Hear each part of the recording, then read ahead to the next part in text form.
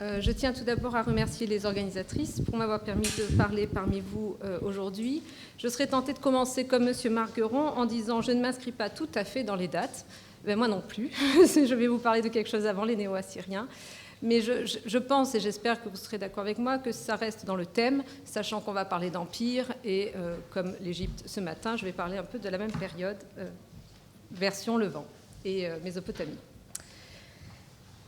Pour la même citation que M. Margueron, avec quelques différences, mais ça c'est parce que c'est le charme du sumérien, mais c'est une citation de Shulgi, donc déjà à la fin du 3e millénaire, le cheval est quand même apprécié, la mule aussi, et ça fait toujours plaisir de citer Shulgi. Une présentation rapide du contexte historique de ces transactions et de tout ce dont je vais parler sur les chevaux et les ânes, parce qu'on parle aussi, nous on mélange les deux. Donc une petite précision sur le contexte, parce que je crois qu'en fait, j'ai déjà travaillé sur les chevaux dans un royaume en particulier pour cette période, tout ce qui est élevage, administration, etc. Les chars.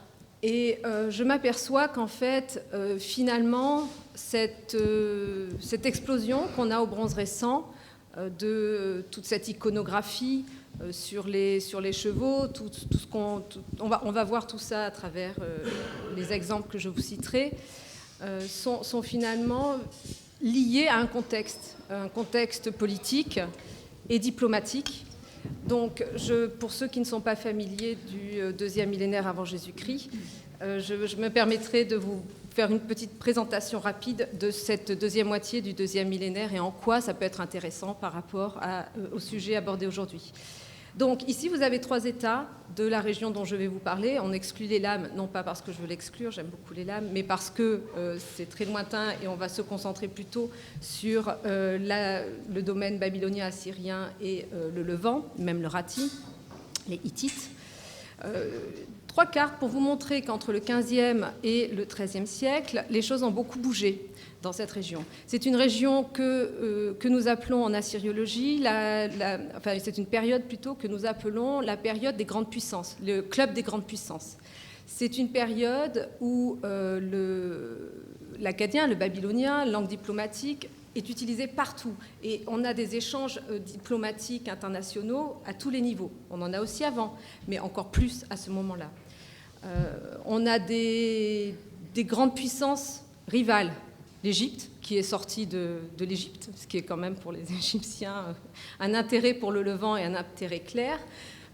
L'Égypte, qui est fondamentale, qui va contrôler une partie du Levant. Vous voyez que la partie fluctue, mais que grosso modo, c'est le Levant sud. Au maximum, elle va aller jusqu'à la frontière actuelle entre la Syrie et le Liban, donc c'est vraiment une extension. La première carte, c'est discutable de dire que ça va si loin. Bref, la deuxième étape, au XIVe siècle, des grands changements. Vous voyez qu'au XVe siècle, on a cet empire qui s'appelle le Mitanni, qui est très important. Je pense que même si vous n'êtes pas spécialiste de cette période, vous en avez peut-être entendu parler pour les chevaux parce que c'est une période clé et c'est un empire qui apporte quelque chose dans cette discussion. Donc l'empire du Mitanni, sa rivalité avec l'Égypte au XVe siècle. Au XIVe siècle, le Mitanni qui se réduit et finalement, au XIIIe siècle, on a la Syrie qui prend le dessus. On a tendance à appeler ça le réveil assyrien. Je trouve que c'est pas mal. Et c'est véritablement là que la Syrie commence à avoir des ambitions, etc., ce qu'on va retrouver après sous d'autres formes au 1er millénaire. Les Hittites, en Anatolie, un pouvoir assez compétitif avec l'Égypte à partir du moment où le Mitanni disparaît, c'est-à-dire que quand le Mitanni va disparaître, on va avoir aussi bien la Syrie que le Rati, que les Hittites qui vont prendre le dessus et chacun essayer de... Tout ça pour vous dire qu'on va essentiellement parler donc de ces régions-là, de Carchemish. Je cherche Carchemish, mais je ne la vois pas. De la jeune fille qui a parlé de Carchemish. Donc, on va parler de cette région-là, des Hittites, du Levant, et de ce qui se passe à ce moment-là. Un terme que vous devez connaître peut-être si vous vous avez lu quelque part dans les publications sur le cheval et le char léger au 2e millénaire, sont les Marianous. Les Marianous, ce sont des conducteurs de chars, on dit. Ou alors, on se permet de dire auriges, mais ça beaucoup moins, parce que c'est trop marqué. En tout cas, ce sont des hommes à char, des conducteurs de chars. Comme vous le voyez, le terme est d'origine indo-aryenne, donc ce n'est pas, il apparaît essentiellement dans le Mitanni, je vous l'ai présenté tout à l'heure, vous voyez dans quelle région c'est entre la Syrie et l'Anatolie hittite, surtout 15e, 14e siècle, après ça disparaît, jusqu'à vraiment disparaître. Cet empire parle une langue, en tout cas utilise une langue ourite. Je ne rentre pas dans les détails, mais ce qu'il faut savoir, c'est que leurs rois, les rois du Mitanni, n'ont pas des noms ourites, ils ont des noms indo-aryens. Grande discussion, est-ce que... ça, je ne rentrerai pas dans la discussion parce que je pense que ce n'est pas à partir de trois noms qu'on va véritablement tirer quelque chose là-dessus. Mais ce qui est important, c'est que c'est avec ces Mitanniens, et à partir du XVe siècle, vous voyez donc ici, vous avez l'exemple de textes qui ont été trouvés à Al-Alar. Al-Alar, c'est au Levant, c'est pratiquement la frontière entre la Syrie et la Turquie, côté turc à l'heure actuelle. Donc, à Al-Alar au XVe siècle, qui est donc dans l'Empire mitanien à ce moment-là, et aussi dans des textes datés de Thoutmôsis III, des textes qui sont écrits par les Égyptiens, que ce terme Marianou apparaît dès le départ. On le trouve, c'est les plus anciennes mentions. Ce qui est important, c'est que c'est la première fois qu'on a un nom attaché à ces hommes à char, et c'est un nom de fonction qui est indo-arien. Voilà. Donc c'est ça qui nous fait penser qu'à l'intérieur de l'Empire du Mitanni, c'est avec les Mitanniens que ce savoir-faire ou quelque chose est venu, mais que ça vient d'ailleurs. Et dans toute la terminologie de l'époque du mitannienne liée au char, on va avoir des termes indo-ariens et non pas ourites qu'on pourrait attendre, ni babyloniens ou autres. Donc c'est lié à ça. Mais d'un autre côté, c'est dès le départ aussi un peu ourite, parce qu'une partie de Marianou est ourite. Donc c'est quelque chose d'un peu complexe. On avait, avant cette période et avant les Marianous, on avait des mentions d'hommes loup gishkikir, c'est l'homme du char. Donc ça existait. On peut imaginer que c'était des chars avec des chariots. C'est qu'on dit chariot, c'est le même signe. Mais on peut imaginer qu'on avait des ânes ou des chevaux, ou alors qu'on avait déjà des chars avec des chevaux. Rien n'empêche tout ça. Ce qui est intéressant, c'est que, vous l'avez rappelé ce matin pour l'Égypte, les chevaux sont introduits au XVIIe, XVIe siècle en Égypte. Mais ce que Dimitri Mix, donc un égyptologue que je me permets de citer ici, souligne, c'est que lorsque Thoutmôsis III, au XIVe siècle, va au Levant, combat notamment les Mitanniens, il ramène en Égypte, vous voyez, 2238 chevaux et 924 chars légers, ce qui est quand même considérable. Et Mix, mais ça dit que c'est comme ça que les Égyptiens seront si compétitifs au XIIIe siècle sous les Ramessides et qu'ils auront en fait, dans ce laps de temps, développé leur capacité.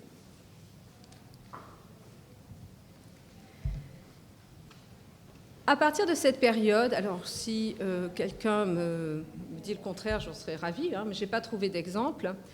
À partir de cette période, les chevaux et les chars entrent dans un registre diplomatique de relations internationales et on voit que c'est véritablement un enjeu à la fois dans l'image que ça produit, parce qu'on associe tout de suite quelque chose de très luxueux, de très compétitif au cheval et au char, et en même temps aussi de diplomatique. On va voir qu'on va l'utiliser dans les relations, etc. Pas seulement. Donc, à partir de ce moment-là, on voit des formules de politesse dans les lettres, qui mentionne les chevaux et les chars. Donc ici, vous avez une lettre, la première est une lettre d'Amenophis III qui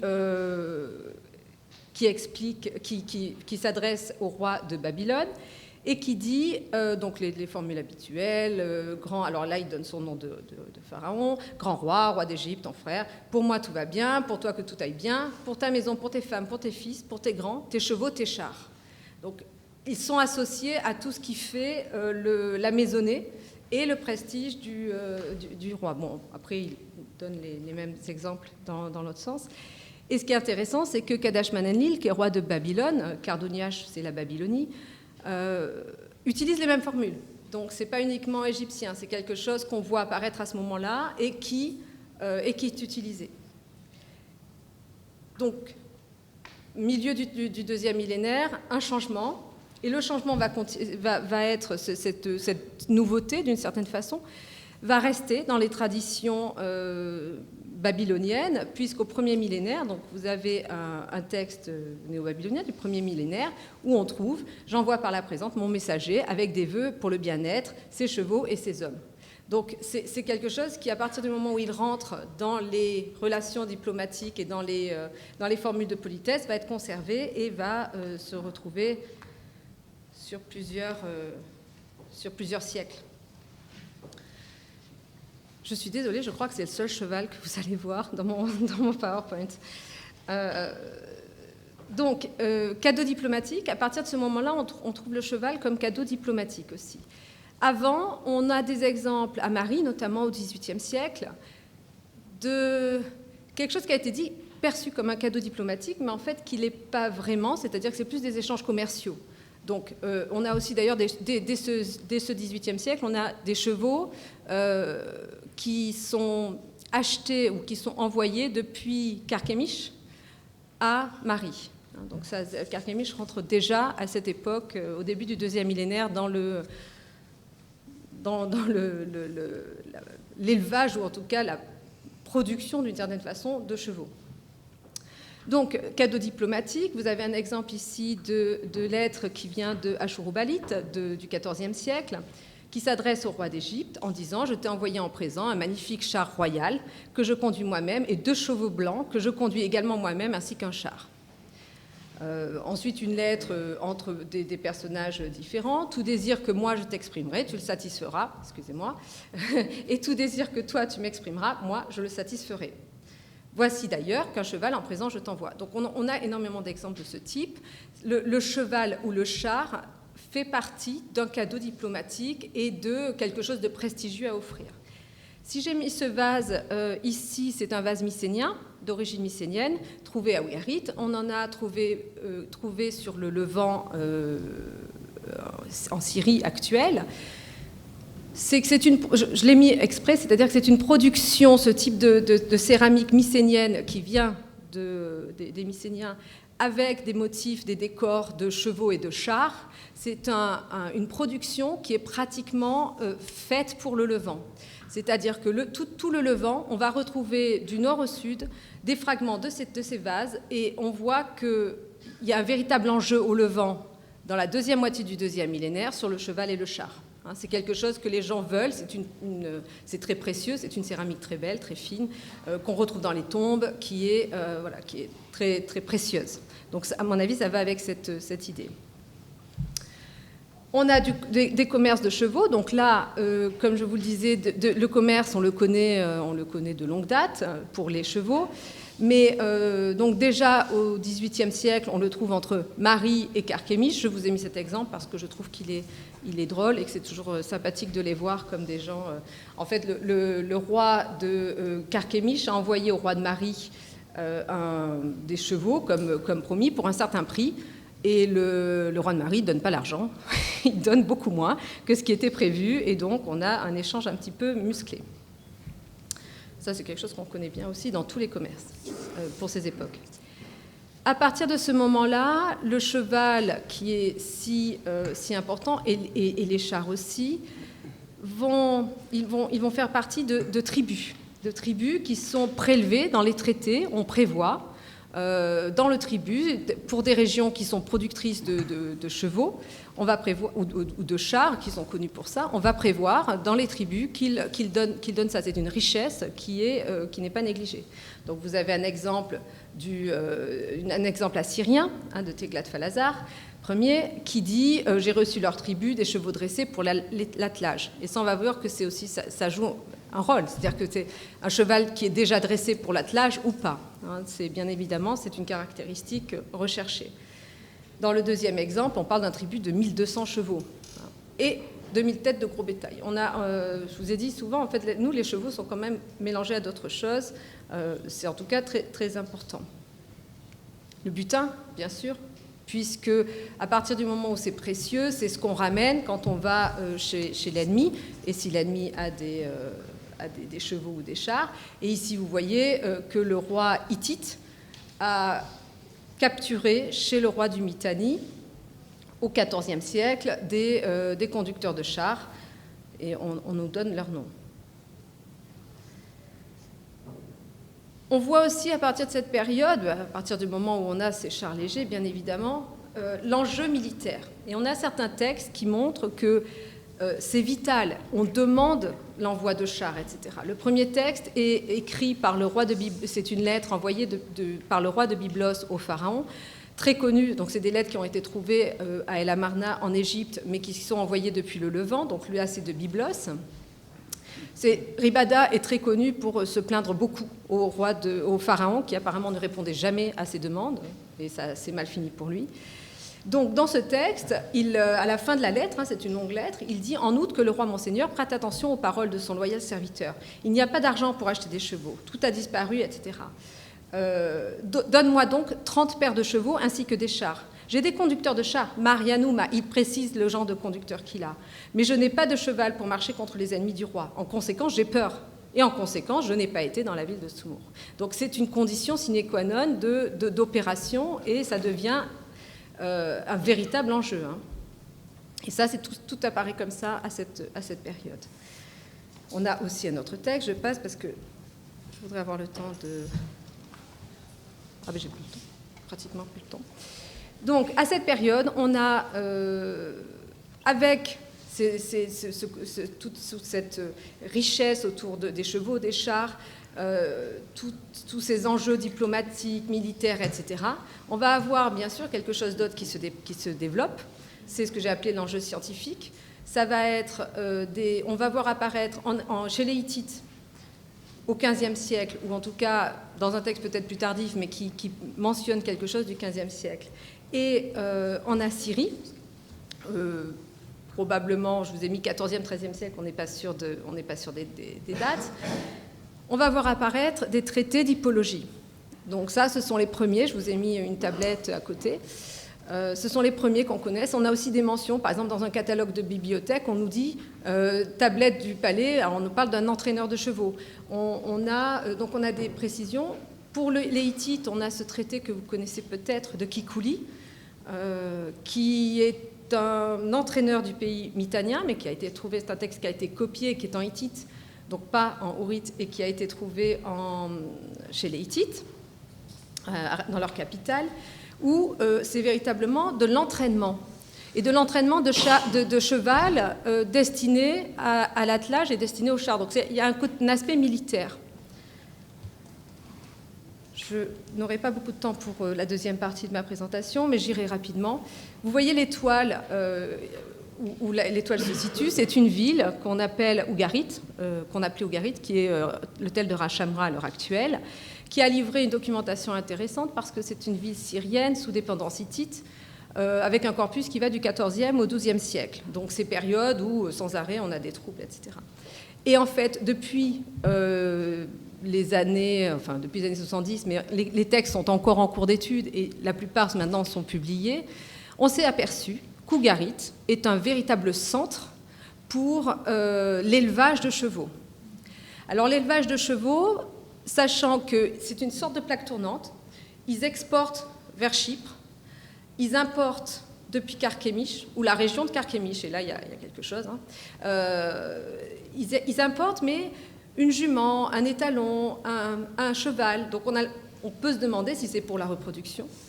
Et à Ougarit, on a le premier traité d'hippiatrie, c'est-à-dire que c'est un traité qui est uniquement le soin à apporter aux chevaux. Ça, on a 5 manuscrits de ce texte, 5 exemplaires. Je vous ai mis un exemple. Il suffit de broyer une dose de la plante Acrabanou, ça veut dire scorpion, la mettre en solution et la lui administrer par le nez. Ne me demandez pas ce que c'est que la plante scorpion, nous ne savons pas. Voilà. Tout ça pour terminer rapidement, je pourrais revenir si certains d'entre vous sont intéressés, mais on retrouve toutes les caractéristiques que je vous ai présentées dans ce nouveau corpus, à cet endroit-là, avec plus de 40 textes qui présentent les chevaux et le commerce des chevaux, les échanges diplomatiques, l'entretien, la nourriture. On a des textes où c'est des comptes de grains, d'orge, pour les chevaux et les ânes du roi et de la reine. Et on a retrouvé comme ça tout un... Ce qu'il faut retenir, c'est que les personnes qui sont impliquées dans les transactions de chevaux, dans les cadeaux, etc., ce sont assez souvent des notables d'Ougarit. Donc ça, c'est entre les mains des notables. Des Marianous. On a souvent dit qu'au XIIIe siècle, les Marianous, c'était un titre et que c'était plus véritablement quelqu'un qui est lié au char. C'est pas vrai. Chaque fois qu'on en retrouve un et qu'on sait ce qu'il fait, il est lié au char ou aux chevaux. Donc, je pense que ça, il faut peut-être qu'on revoie notre définition. Et les autres personnages importants qui interviennent dans ce commerce et dans ces chevaux au XIIIe siècle, ce sont les gens de Carchemish et ce qu'on appelle les Dumuluga, les princes, donc qui sont des vrais princes ou pas, mais c'est devenu un titre, et qui sont des hauts personnages de Carchemish ou du monde hittite. Je terminerai pour Ougarit, donc vous voyez un petit peu ce qu'on a comme image qu'on n'aurait pas soupçonné il y a 30 ans. Il exporte des chevaux vers Chypre, il doit en envoyer vers Carchemish en cas de réquisition. Je ne vous ai pas montré les textes, c'est très drôle parce qu'on lui dit non, tu caches, quand le roi de Carchemish va venir, tu caches les chevaux, tu lui envoies pas, etc. Alors qu'il est obligé par traité de les envoyer. Il est capable de gérer l'envoi de 1200 chevaux, donc quand même ça devient... il importe des petites quantités de chevaux depuis Carchemish, ça je vous l'ai dit. On a une gestion du grain, etc. pour les chevaux. On voit le rôle de notable et le savoir-faire dans les arts vétérinaires. Et ce qui est très intéressant, c'est que c'est dans ce contexte qu'on voit un texte littéraire, local, créé en tout cas mis par écrit, qui est peut-être plus ancien, qui est un texte littéraire qui nous présente, mythologique, qui nous présente la mère de l'étalon, la cavale, vous voyez, ça c'est la traduction des premières lignes. La mère de l'étalon, la cavale, la fille de la source. Alors elle est fille du soleil, de la déesse soleil quand même, c'est quand même assez important, et qui essaie de faire appel à différentes divinités pour sauver le poulain qui est en danger. Donc voilà, pour vous montrer que c'est pendant cette période de la deuxième moitié du deuxième millénaire que certaines choses se mettent en place. Le char léger est apparu. On a vu les Égyptiens le développent. On trouve, je n'ai pas montré l'archéologie, mais on a des représentations de chars, beaucoup de choses pour ces périodes-là. Et on voit que ça rentre dans les échanges diplomatiques, ça rentre dans les habitudes scribales de formules de politesse, etc., dans les échanges, et qu'on arrive à voir une distribution et des mouvements dans ces régions qui sont le début de ce qu'on va retrouver plus tard chez les néo-assyriens au premier millénaire. Merci beaucoup, Carole.